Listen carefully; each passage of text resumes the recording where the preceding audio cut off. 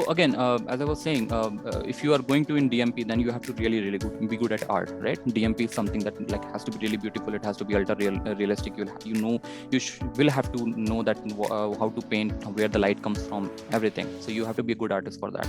You will have to be a very good artist for a texture artist actually. So people who make textures for skin, right? How the skin is, like how this like texture on my shirt is. People who make that, right?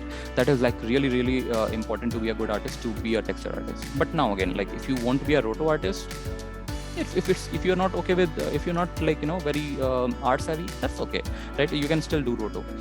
Coming to the software side of it, right? If you are thinking of at least in beginning, if you're thinking of a career in roto, then learn VFX. That's a really good software, very industry standard. If you are going for prep or composting, then you go for Foundry Nuke. That is a really huge industry standard. So and then if you want to do an FX, right? So there's a huge software called Houdini. If you are going to learn Houdini, my heart goes out to you. It's a really challenging software to master.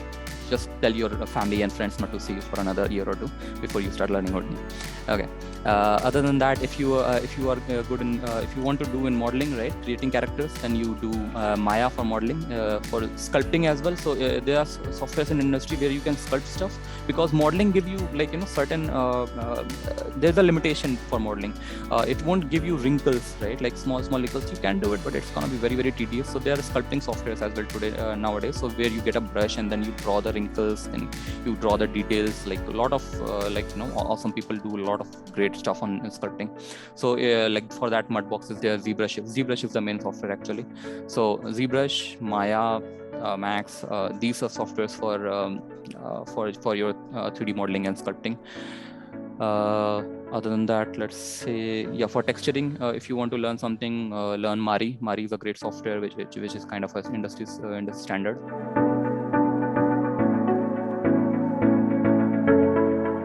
Adobe After Effects is in industry, but it's not used in, let's say, feature films, not that much, right? Because it does not have a node-based pipeline. Node-based pipelines make your script light, right? I don't need to tell you that like these scripts are like immense. They are huge. Your computer or anyone's computer on the entire planet is not able to like handle huge scripts, right? It takes time. So you play it, right? Like 24 FPS, you play the video on YouTube, it goes like this, right? But once we once we are done with our work, when we play it, it goes like this. One frame. You can't like handle it, right? Your PC can't handle it. No one's PC can handle it. So that is like really important to have a node-based pipeline so that it becomes at least a little bit lighter. After Effects does not have that luxury, and I don't think they are going that route. After Effects, it's mostly used in advertisements, small studio projects, small projects it is basically used on. But for feature films, if you're going for, it has to be on a node-based pipeline. Same thing is with Houdini. That's also based on a node-based pipeline. So most of the like softwares that you will see in industry standard, those will be node-based because it saves a lot of resources basically.